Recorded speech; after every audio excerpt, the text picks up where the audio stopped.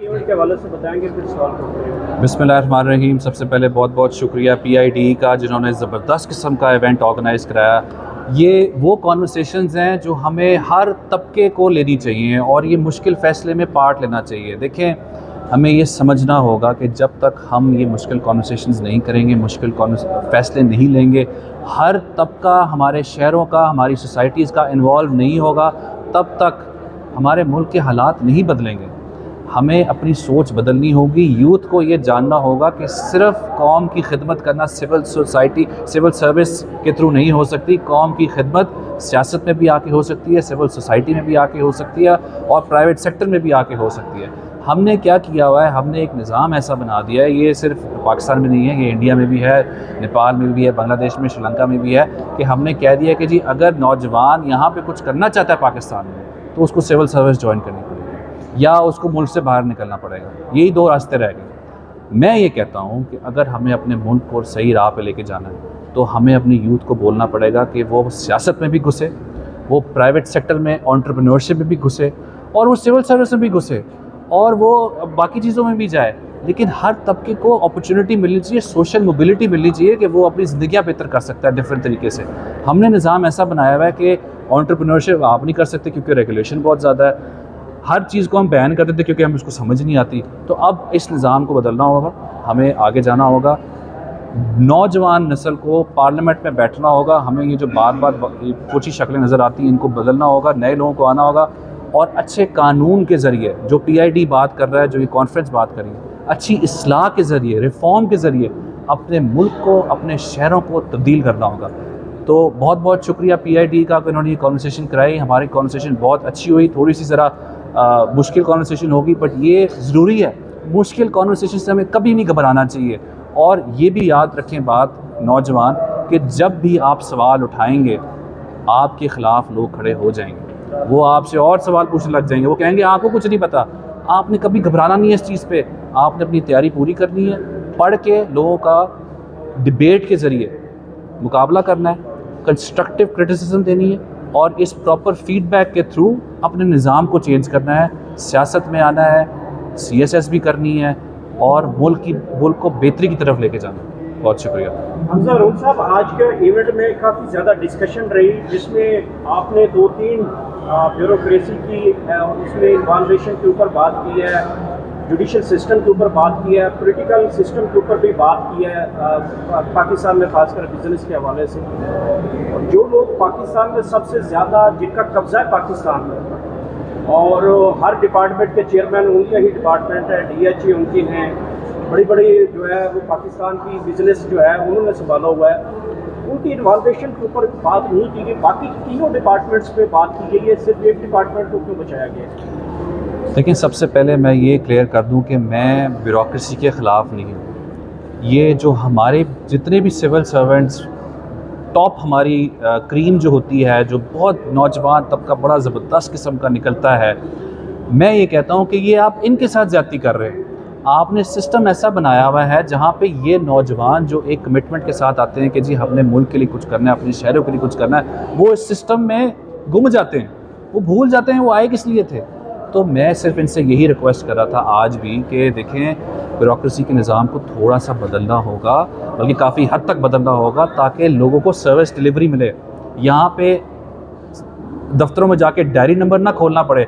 क्यों नहीं हम अभी तक डिजिटल हो सक रहे, क्यों नहीं हम अभी तक कंप्यूटर का इस्तेमाल कर सक रहे अपने ऑफिसेज़ में कि यार अगर किसी को पार्किंग परमिट चाहिए, किसी का डेथ सर्टिफिकेट चाहिए, किसी का बर्थ सर्टिफिकेट चाहिए, वो 2-2 3-3 महीने जाके इन दफ्तरों में ख्वार हो। ये किस किस्म का निज़ाम है?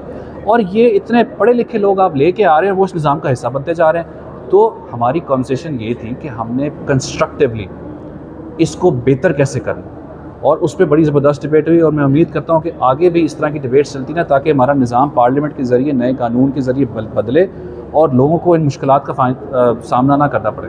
अच्छा हमजा रूम साहब, ये बताइए, अभी कुछ पहले हमने एक डायलॉग सुना था कि करप्शन होती है, हमजा शहबाज ने कहा था। आज एक असिस्टेंट कमिश्नर जी ने कहा है कि प्रोटोकॉल इंजॉय होता है, और जिस तरह उन्होंने ब्यूरोक्रेसी को डिफेंड किया, इस हवाले से क्या कहेंगे आप? देखिए, मुझे याद नहीं आ रहा उन्होंने क्या स्टेटमेंट कम्प्लीटली बोली थी, मैं उसके बारे में कमेंट नहीं कर सकता। आपसे रिक्वेस्ट करूँगा कि आप उनसे जाके ख़ुद बात करें और उनसे पूछें। मैं सिर्फ ये कहता हूँ कि 3 चीज़ें हमें याद रखनी चाहिए।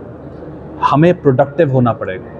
प्रोडक्टिव का मतलब ये है कि जितने भी हम पे इस ब्यूरोक्रेसी पे जो हमारे लिए काम करें, पैसे लगाए जा रहे हैं वो प्रोडक्टिवली यूज़ हों, लोग काम करके दिखाएं।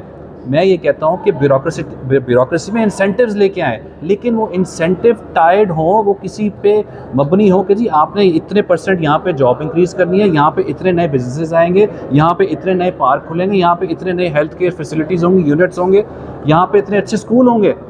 इंसेंटिव्स लेके आएँ। और तीसरी चीज़ मैं ये कहता हूँ कि कंपटीशन लेके आएँ थोड़ा सा अपनी ब्यूरोक्रेसी के अंदर, कि भाई आप ठंड में ना बैठ जाएँ कि जी अभी क्योंकि मैं सिविल सर्विस में आ गया हूँ, मेरे पास थोड़ा सा क्या नाम है आगे खुद ब खुद मैं चलता जाऊँगा, तो मुझे किसी चीज़ की ज़रूरत नहीं है। कंपटीशन लेके आएँ, प्राइवेट सेक्टर से लोगों को लेके आएँ, इतने ज़बरदस्त हमारे पास लोग हैं प्राइवेट सेक्टर में काम करते रहें, उनको लेके आएँ, पब्लिक अकाउंट ऑफिसर बनाए, ताकि हमारे मुल्क में थोड़ी बेहतरी, कंपटीशन, इंसेंटिव और क्या नाम है, हमें इस तरह आगे बढ़ना और ग्रोथ, ये बहुत ज़रूरी है।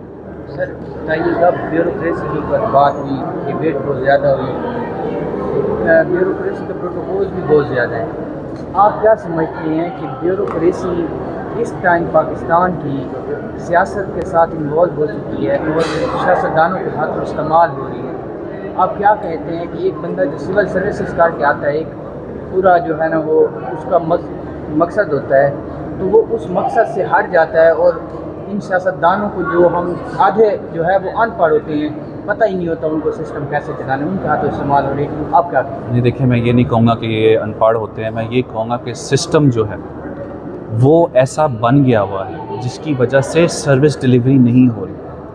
हमारा ये काम है कि हर किसी से लड़ना नहीं है, हमने हर किसी के साथ जाके हमने ये नहीं कहना कि जी आपने ये कर दिया, आपने वो कर दिया।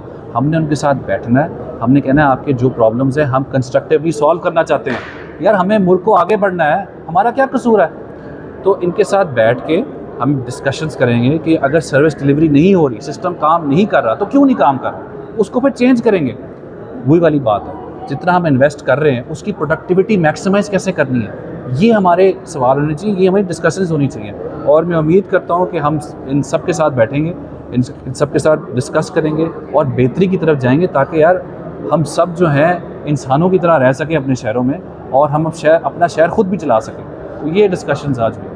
हमजा साहब एक सवाल ले लें, आपने कहा कि सिस्टम को चेंज करना पड़ेगा, सिस्टम चेंज होगा लॉ बनाने से। जी, तो लॉ मेकर्स इस वक्त असेंबली में बैठे हैं तो अपने बेनिफिट्स के लिए लॉ बनाते हैं, उनको किस तरह चेंज किया जाए? देखें, डेमोक्रेसी का काम ही यही है कि वो अपने मकामी लोगों से ले के पार्लियामेंट तक जो लोग जाते हैं उनको चूज़ करें। मैंने इसी शहर में इलेक्शन लड़ा, मैंने इन्हीं शहरियों से जाके अपने लिए वोट मारा, उनके अपने लिए बच्चों के लिए वोट मांगा। मैंने उनको यही बोला कि देखें, पार्लियामेंट में अच्छे लोग भेजें, नए लोग भेजें, जो कोई आपको डिलीवरी करके दिखाएं। इस्लामाबाद में इलेक्शन मैंने लड़ा, मैंने ये भी बताया कि यहाँ से 3 लोग ही हैं जो बार बार इलेक्शन लड़ के जीतते हैं और ऐवानों में बैठ जाते हैं। अब आप मुझे ये बताएं कि उन तीनों में से 2-3 लोग फिर जाके ऐवानों में बैठ गए हैं, 2-3 महीने हो गए, उन्होंने क्या काम किया? इसमें कसूर हम सबका है, हम बार बार उन्हीं लोगों को लेके जा रहे हैं पार्लियामेंट में। तो सिस्टम तब बदलेगा जब हम सही लोग इलेक्ट करेंगे, जो पार्लियामेंट में जाएंगे, आपके हक, आपके बच्चों के हक के लिए बात करेंगे और कानून के ज़रिए, बिल्कुल आपने कहा, इस्लाह के ज़रिए निज़ाम बदलेंगे, जिसकी वजह से ये सब चीज़ें ठीक होंगी। बहुत शुक्रिया।